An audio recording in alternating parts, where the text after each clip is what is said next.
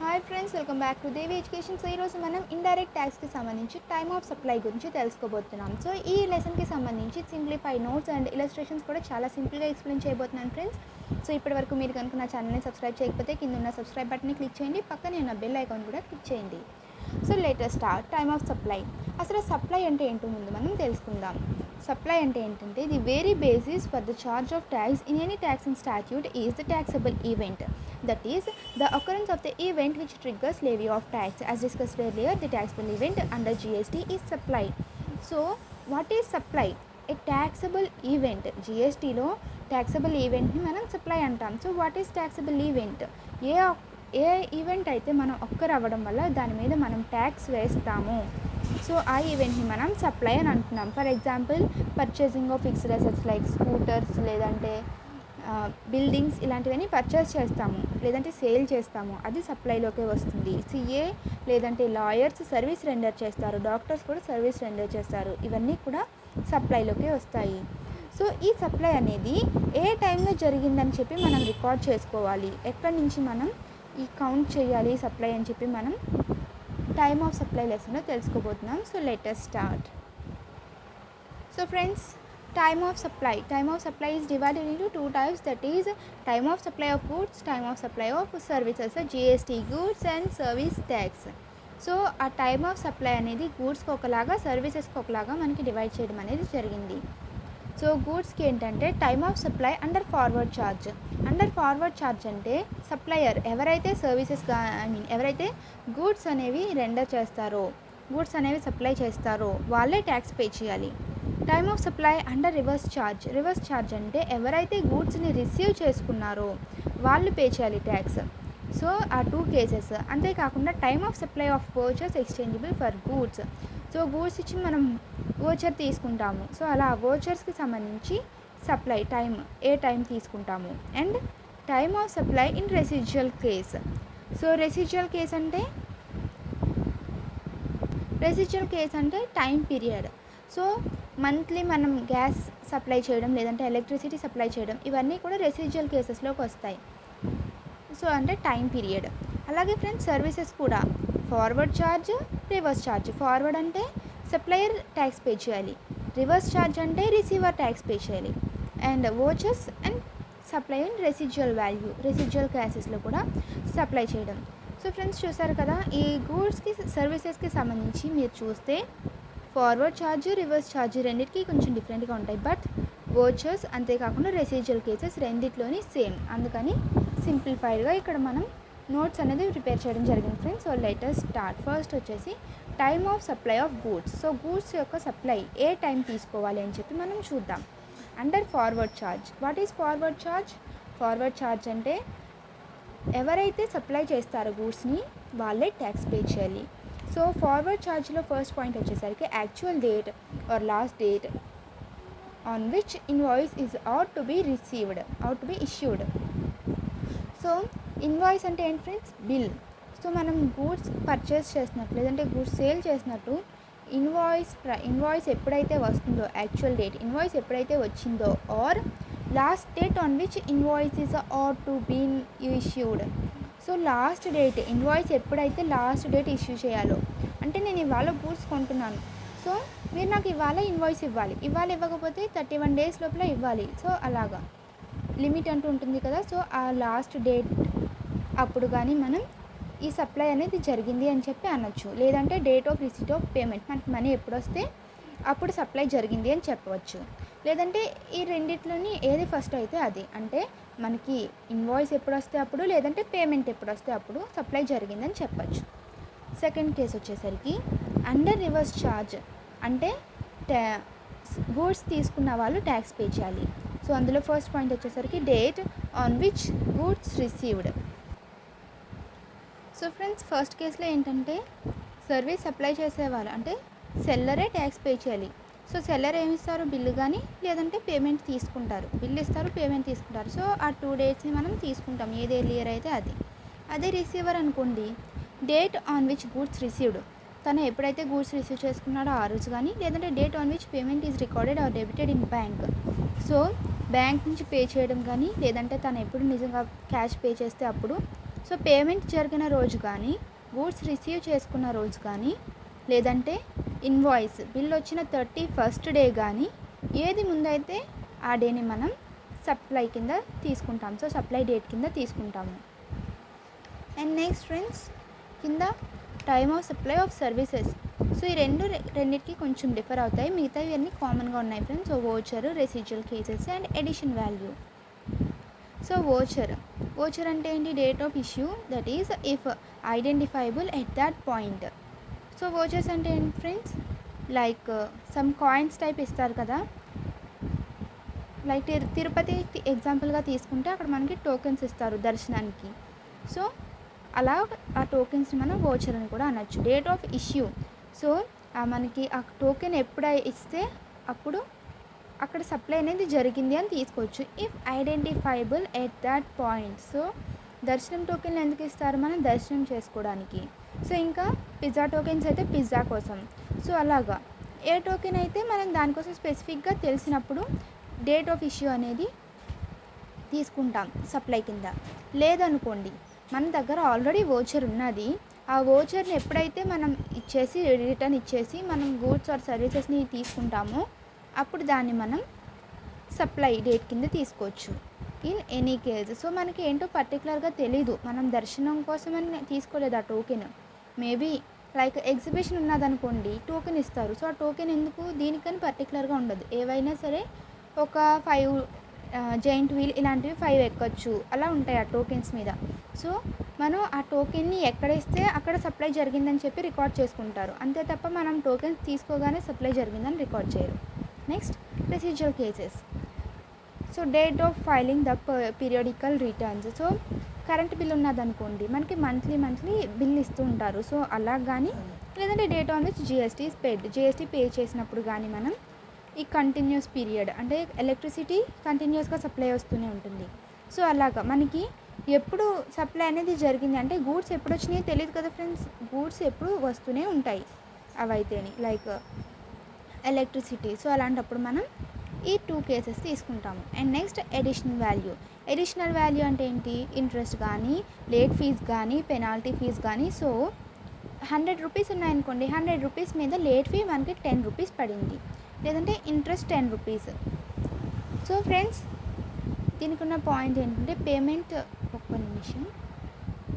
So friends, గూడ్స్కి సంబంధించిన point ఏంటంటే advance ఇచ్చారనుకోండి, అడ్వాన్స్ మనం కన్సిడర్ చేసుకోకూడదు సప్లై కింద. అడ్వాన్స్ ఇచ్చిన మనీ తర్వాత ఇస్తామని చెప్పి గూడ్స్ తీసుకున్నా మనం తీసుకోకూడదు, ఆ రెండింటినీ కన్సిడరేషన్లోకి తీసుకోకూడదు. సో ఎప్పుడైతే ఈ సప్లై అనేది రికార్డ్ చేస్తున్నామో అప్పుడే ఫుల్ అమౌంట్కి మనం సప్లై అనేది రికార్డ్ చేస్తాము. సో అలాగే బిల్ ఎప్పుడైతే మనకు వచ్చిందో, సో ఆ రోజు మనం 100 రూపీస్కి బిల్ అనేది ఇచ్చేసాం అనుకోండి, ఆ రోజు మనం రికార్డ్ చేసుకున్నాం. సో ఆ 100 రూపీస్ బిల్లుకి సప్లై టైం ఏంటి? ఆ రోజే. నెక్స్ట్ 1 మంత్ తర్వాత దాని మీద ఆ ఇన్వాయిస్కి బిల్ పే చేశాడు కస్టమర్. సో ఆ 1 మంత్ తర్వాత పే చేసిన అమౌంట్ ఉంటుంది చూడండి, ఆ అమౌంట్ని మనం 1 మంత్ ముందే పే చేశారు అన్నట్టు అనుకుంటాం. బట్ ఇంట్రెస్ట్ ఉన్నది చూడండి, ఆ ఇంట్రెస్ట్కి సప్లై డేట్ ఏది తీసుకుంటామంటే ప్రెజెంట్ ఇన్వాయిస్ తర్వాత 30 డేస్ తర్వాత మనకి ఇచ్చారు కదండి. సో ఎప్పుడు రిసీవ్ చేసుకుంటే అప్పుడే మనం ఈ అడిషనల్ వాల్యూకి సప్లై డేట్ అని తీసుకుంటాము. అడిషనల్ వాల్యూ ఎప్పుడు రిసీవ్ అయితే అప్పుడే. Next, payment up to 1000 received by supplier in excess of invoice, he can choose the date of invoice of supply for such excess amount. So నేను ఇవాళ invoice ఇచ్చానండి మీకు 10,000కి. So 10,000 అయితే మీరు 11,000 ఇస్తున్నారు నాకు. సో ఎక్సెస్ 1,000 ఉన్నది, ఆ ఎక్సెస్ 1,000 ఎప్పుడు ఇచ్చారని రాసుకోవాలి, నేను ఈ ఇన్వాయిస్తో పాటు రాసేసుకోవచ్చు. మీరు 1,000 ఎక్స్ట్రా ఇచ్చారని చెప్పి ఈ డేట్ని తీసుకోవచ్చు. నేను 1,000 ఎక్సెస్ ఉంటే అలా తీసుకోకూడదు. Next, tax is not payable at the time of receipt of advance for goods. So చెప్పాం కదా ఫ్రెండ్స్, గూడ్స్ కేసులో మాత్రం మనం అడ్వాన్స్ తీసుకుంటే ఆ అడ్వాన్స్ తీసుకున్న రోజుని కౌంట్ చెయ్యము, ఎప్పుడైతే బిల్ ఇస్తామో అదే డేట్ తీసుకుంటాం. Next, time limit for issue of invoice. So invoice issue చేయడానికి టైం లిమిట్ ఏంటి? Before or at the time of removal or making goods available to recipient. So friends, మనకు ఒక ఫోన్ ఉన్నదనుకోండి, ఫోన్లో కొన్ని అయితే ఫిక్స్ చేయాల్సి ఉంటుంది. సో స్టార్టింగ్ ఇవన్నీ కూడా కొన్ని ఫోన్స్కి సెట్ చేయాలి. లైక్ మెషినరీ అనుకోండి, మెషినరీ కూడా కొన్ని వాటిని ఫిక్స్చర్ చేయాలి. సో అలాంటివన్నీ కూడా మనం ఎప్పుడైతే ఆ గూడ్ ఆ రిసిపియంట్కి అవైలబుల్గా పనిచేసేలా ఇస్తామో సో అప్పుడు కానీ, లేదంటే మనం ఎప్పుడైతే గూడ్స్ని ట్రాన్సిట్లో పెడతామో, రిమూవల్ ఆఫ్ గూడ్స్, సో మన దగ్గర నుంచి గూడ్స్ని వాళ్ళకి తిరిగి పంపిస్తున్నాము, సో అప్పుడు కానీ, లేదంటే before or at the time of issuance of periodical statements, so periodical statement bill ఇచ్చినప్పుడు కానీ, లేదంటే in case goods sent on approval basis before or at the time of supply or 6 months from the date of removal whichever is earlier. So అదే goods sent on return or approval basis అనుకోండి, time of supply ముందు కానీ, లేదంటే supply తర్వాత 6 months, within 6 months లోపల మనం record చేయాల్సి వస్తుంది, సప్లై ఇచ్చినట్టు రికార్డ్ చేయాల్సి వస్తుంది. సో ఫ్రెండ్స్, దీని గురించి మీకు ఇంకా సింప్లిఫైడ్గా ఇలస్ట్రేషన్స్ అనేవి చూస్తే అర్థమవుతుంది. సో ఫ్రెండ్స్, టైమ్ ఆఫ్ సప్లైకి సంబంధించి కంప్లీట్గా మనం థియరీ చదివాం కదా. ఇప్పుడు ఇలస్ట్రేషన్స్ ఏంటో చూద్దాం. Machine has to be supplied at site. So ఒక మెషిన్ని ఎక్కడ సప్లై చేయాలి? రిసీవర్ ఎవరైతే రిసీవ్ చేసుకుంటున్నారో సో వాళ్ళ సైట్లో మనం మెషిన్ అనేది అవైలబుల్గా చేయాలి. It is done by sourcing various components from vendors and assembling the machine at site. So మన దగ్గర నుంచి అవన్నీ కూడా పంపించి వాటిని ఆ సైట్లో ఫిక్స్ చేయించి, సో అది పనిచేస్తుందా లేదా అన్నది చూసి పనిచేశాక అప్పుడు దాన్ని కంప్లీట్గా ఇస్తాము బయ్యర్కి. సో దానికి సంబంధించి డేట్స్ ఇచ్చాడు.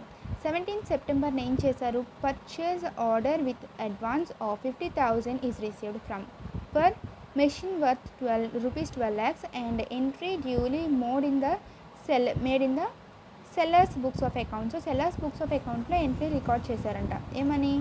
50,000 అడ్వాన్స్ వచ్చింది 2 lakh మెషినరీకి అని చెప్పి. సో 20th October ఏమైంది? The machine is assembled, tested at site and accepted by the buyer. So 20th October ఆ మెషిన్ అనేది బయ్యర్కి పంపించాము. ఆ విడివిడి పార్ట్స్ అన్నిటినీ కూడా అక్కడ అసెంబుల్ కూడా చేయడం జరిగింది. అసెంబుల్ చేసిన తర్వాత ఆ సైట్లోనే టెస్ట్ చేశారు. సో బయ్యర్ కూడా యాక్సెప్ట్ చేశాడు, ఓకే ఇది వర్క్ చేస్తుంది అని చెప్పి, తీసుకుంటానని చెప్పి. నెక్స్ట్ 23rd October ఇన్వాయిస్ అనేది సెండ్ చేశారు. 4th November బ్యాలెన్స్ పేమెంట్ 11,50,000 అనేది మనకి రిసీవ్ చేసుకున్నారు. సో ఇందులో సప్లై డేట్ కింద ఏది తీసుకోవాలి? సో ఫ్రెండ్స్, అడ్వాన్స్ ఎప్పుడు రిసీవ్ చేసుకున్నాము? 17th September. సో ఆ మెషిన్ని రిసీవర్కి అవైలబుల్ ఎప్పుడు చేసాము? రిసీవర్కి ఎప్పుడు కంప్లీట్గా యూజ్ చేసుకునేలాగా చేసాము? 20th October కంప్లీట్గా మనం బయ్యర్కి ఇచ్చేయడం జరిగింది. 20th October. నెక్స్ట్ ఇన్వాయిస్ ఎప్పుడు ఇచ్చాము? 23rd October. Next balance amount అనేది 4th November ఇవ్వడం జరిగింది. సో ఫ్రెండ్స్, అడ్వాన్స్ అనేది 17th September వచ్చింది, మెషిన్ని 20th October ఇచ్చాము, ఇన్వాయిస్ బిల్ మనకి 23rd వచ్చింది, balance 4th November. So first వస్తే అడ్వాన్స్ రిసీవ్డ్. సో అడ్వాన్స్ గురించి మనకి ఇందులో వచ్చింది కదా friends, tax is not payable at the time of receipt of advance for goods. So గూడ్స్కి అడ్వాన్స్ తీసుకున్నప్పుడు మనం ట్యాక్స్ పే చేయము. అంటే గూడ్స్కి అడ్వాన్స్ తీసుకున్నప్పుడు అది సప్లై జరిగిందని చెప్పి మనం రికార్డ్ చేయకూడదు. Next machine made available. So machine made available అంటే సో ఫ్రెండ్స్, అడ్వాన్స్ ఇచ్చినప్పుడు అయితే మనం కన్సిడర్ చేసుకోకూడదు. నెక్స్ట్ మెషిన్ మేడ్ అవైలబుల్ అంటే మనం కంప్లీట్గా ఆ బయ్యర్కి ఇవ్వడం జరిగింది. సో ఇన్వాయిస్ అనేది ఎప్పుడు ఇవ్వాలి? Before or at the time of removal of goods or making goods available to recipient. So మనం గూడ్స్ రిసిపియంట్కి ఇవ్వక ముందు కానీ ఇస్తున్నప్పుడు కానీ మనం బిల్ ఇవ్వాలి. సో బట్ ఇక్కడ మనం ఇన్వాయిస్ అప్పుడు ఇచ్చామా? లేదు, ఇన్వాయిస్ తర్వాత డేట్లో ఇచ్చాము. ఓకే, ఫస్ట్ మనం గూడ్స్ ఇచ్చేసాము, తర్వాత ఇన్వాయిస్ ఇచ్చాము, తర్వాత మనకి పేమెంట్ వచ్చింది. సో ఇక్కడ చూడండి, date of receipt of payment are actual date which ever is earlier. So ఏది ముందైతే అది అని చెప్పి మనకి ఇచ్చారు కాబట్టి ఫస్ట్ కేసు కంప్లీట్గా రిమూవ్ చేసేస్తాము అడ్వాన్స్ కాబట్టి. Next 20th, 23rd and 20th October, 23rd October, 4th November ఈ 3 డేట్స్లో ఫస్ట్ డేట్ అన్నిటికన్నా ముందు వచ్చిన date which ever is earlier అన్నాడు కాబట్టి ఎర్లియస్ట్ డేట్ ఏంటి? 20th October. సో ఈ డేట్న అక్కడ ట్రాన్సాక్షన్ అనేది జరిగిందని చెప్పి మనం రికార్డ్ చేయడం జరుగుతుంది. సో ఎందుకంటే మనం ట్యాక్స్ ఎప్పుడు పే చేయాలి? Actual date or last date on which invoice is out to be issued or date of recipient receipt of payment whichever is earlier. So అంతే ఫ్రెండ్స్, ఇది మీరు ప్రొవిజన్ కింద రాసుకుని కింద కంక్లూజన్ ఇచ్చేయచ్చు. 20th అక్టోబర్ మీద 20th అక్టోబర్న ఈ 20 lakhs rupees machine అనేది supply చేయడం జరిగింది అని చెప్పి మనం రాసుకోవచ్చు. నెక్స్ట్ వచ్చేసరికి ఇలస్ట్రేషన్ 2. సో ఇలస్ట్రేషన్ 2 ఏంటంటే గ్యాస్ సప్లై. ఇదేంటి ఫ్రెండ్స్, రెసిడ్యువల్ కేస్ ఇది. Gas is supplied by pipe line to the recipient. The supply is to be made for a period of 1 year. 1 yearకి సప్లై చేస్తున్నారంట. So monthly payments are to be made by the recipient as per the contract. So monthly pay చేయాలంట. The details of the payment mode are July 5th, August 5th, September 5th. Payments of ₹2 lakhs made in each month. So each month మనం 2 lakhs అనేవి pay చేయాలండి friends. So July 5th, August 5th, September 5th pay చేయాలి. Determine the time of supply for the purpose of payment of tax. So tax pay చేయడానికి supply ఏ టైంలో జరిగిందని చెప్పి మనం రికార్డ్ చేస్తామని చెప్పి అడుగుతున్నారు. సో ఫ్రెండ్స్, ఇక్కడ రెసిడ్యువల్ కేసు చూడండి. Date of filing the periodical returns. మనకి ఇక్కడ బిల్ ఇస్తున్నాము, ఈ డేట్న బిల్ ఇస్తున్నామని చెప్పి ఏమైనా ఇచ్చారా? రిటర్న్స్ గురించి అసలు ఏమైనా ఇచ్చారా? మనకి రిటర్న్స్ గురించి ఏమి ఇవ్వలేదు. జస్ట్ పేమెంట్ అనేది ఈ డేట్స్లో జరుగుతుందంట. సో అదే చూద్దాం. Next, date on which GST is paid. So GST is paid అని చెప్పి ఏ డేట్ని మనం జిఎస్టీ పే చేస్తే ఆ డేట్న మనం ఈ సప్లై అనేది జరిగిందని చెప్పి రికార్డ్ చేసుకుంటాం. సప్లై మీద ట్యాక్స్ అనేది పే చేయాలి. So date on which GST is paid. GST మనం ఎప్పుడు పే చేస్తాము? అండర్ ఫార్వర్డ్ ఛార్జ్లో actual date or last date on which invoice is out to been issued. Invoice ఎప్పుడైతే ఇవ్వాలో అప్పుడు కానీ, లేదంటే date of receipt of payment ఎప్పుడు వస్తే అప్పుడు మనం ఈ జిఎస్టీ అనేది పే చేయాలి. సో ఇందులో చూడండి, date of receipt of payments మనకి ఇవ్వడం జరిగింది. ఏంటి? July 5th, August 5th, September 5th. So ఇవి డేట్ ఆఫ్ పేమెంట్స్ కాబట్టి ఆ రోజే సప్లై జరిగింది. అది కూడా 2 lakhs అని చెప్పి మనం రికార్డ్ చేయొచ్చు. సో ఫ్రెండ్స్, అదే ఇచ్చాడు ఇక్కడ డీటెయిల్డ్ కానీ. So first date of filing కానీ, లేదంటే జిఎస్టీ కానీ. ఆ జిఎస్టీ మనం ఎప్పుడు పే చేస్తామంటే ఈ ఫార్వర్డ్ ఛార్జ్ 2 cases మీరు రాయొచ్చు. రాసి కంక్లూజన్ సింపుల్గా ఇచ్చేయచ్చు. So thus assuming that the invoice is issued on July 5th, August 5th and September 5th. మనకి ఇక్కడ ఇన్వాయిస్ గురించి ఏమి ఇవ్వలేదు కాబట్టి పేమెంట్ని మనం తీసుకుంటున్నాము. అంతేకాకుండా పేమెంట్ జరిగిన రోజున ఇన్వాయిస్ అనేది ఇవ్వాలని చెప్పి మనం అస్యూమ్ చేసుకుంటున్నాం. సో ఈ సప్లై అనేది ఏ డేట్న జరిగింది? July 5th, August 5th and September 5th respectively for goods value 2 lakhs each. So each 2 lakhs value అంట ఈ 3 daysలో మనకి సప్లై జరిగిందని చెప్పి రికార్డ్ చేసుకున్నాము. సో ఫ్రెండ్స్, ఇప్పటివరకు మనం చూసినవి ఏంటంటే under forward charge. So under forward ఛార్జ్లో ఎవరు ట్యాక్స్ పే చేయాలి? ఎవరైతే గూడ్స్ సప్లై చేస్తున్నారో వాళ్ళు ట్యాక్స్ పే చేయాలి.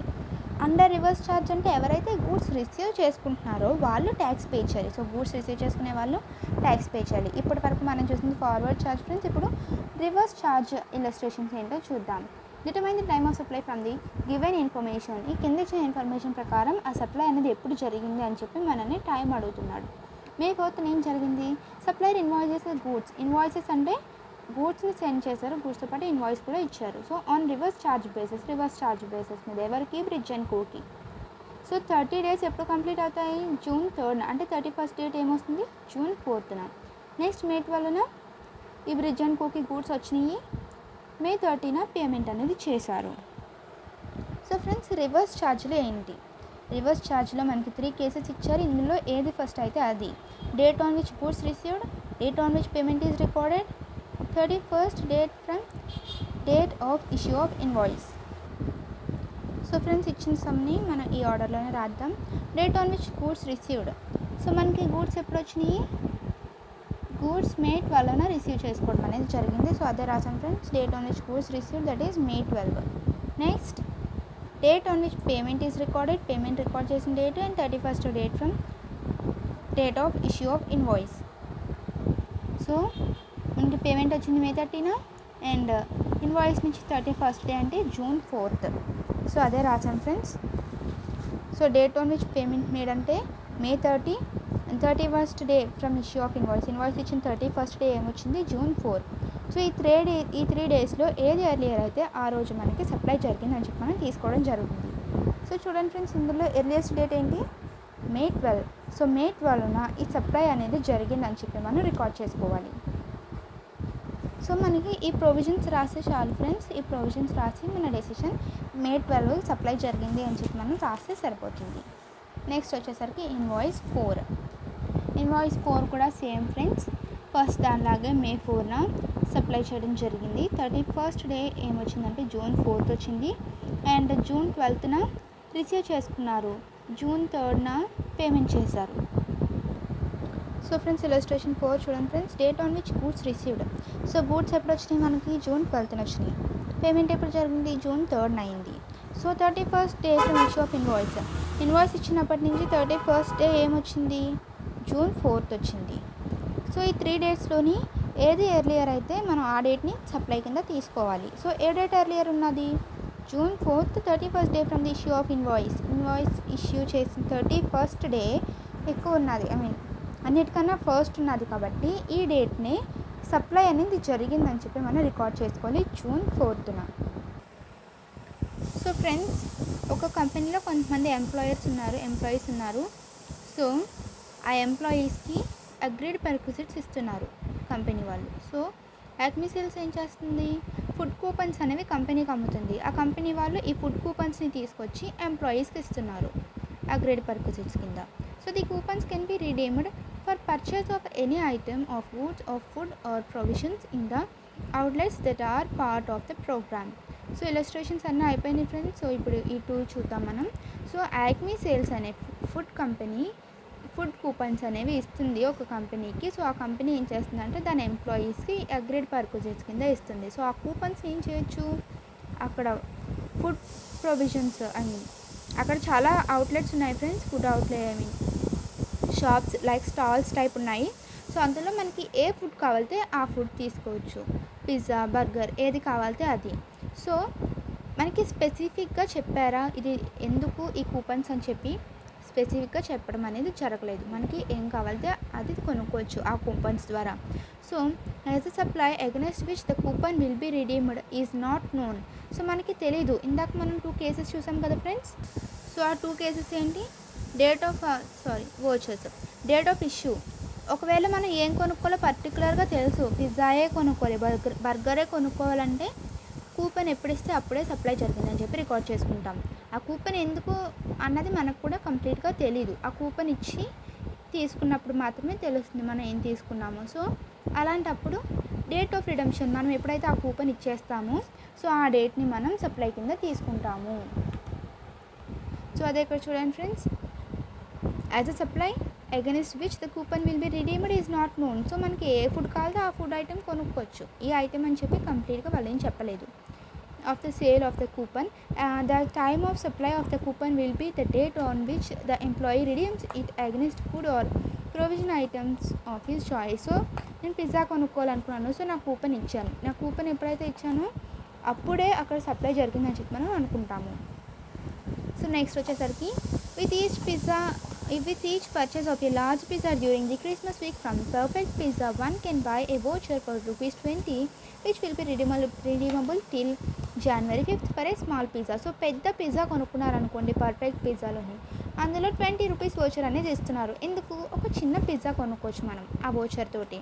అది ఎప్పటి వరకు ఉన్నది 5th జనవరి వరకు. ఇక్కడ స్పెసిఫిక్గా చెప్తున్నారు ఆ వోచర్ ఎందుకు, స్మాల్ పిజ్జా కొనుక్కోవడానికి. సో స్పెసిఫిక్గా చెప్పినప్పుడు వోచర్ ఎప్పుడు ఇస్తే ఆ డేట్ని మనం సప్లై జరిగిందని చెప్పి తీసుకోవాలి. As a supply against which the voucher will be redeemed is known on the date of issue of the vouchers. The time of supply is the date of issue of the voucher. So ఎప్పుడైతే ఆ voucher ఇచ్చామో అప్పుడే supply జరిగిందని చెప్పి మనం record చేసుకుంటాం. అంతే friends, thanks for watching. Please subscribe to Devi education. So ఈ వీడియో మీకు కనుక మీకు నచ్చినట్టయితే కింద ఉన్న లైక్ బటన్ని క్లిక్ చేయండి. సో నెక్స్ట్ ఇప్పటివరకు మనం టైమ్ ఆఫ్ సప్లై చూసాం friends. Next value of supply గురించి కూడా నేను ఇలాగే వీడియో చేస్తాను. సో అప్పటివరకు stay tuned to Devi education. Thanks for watching.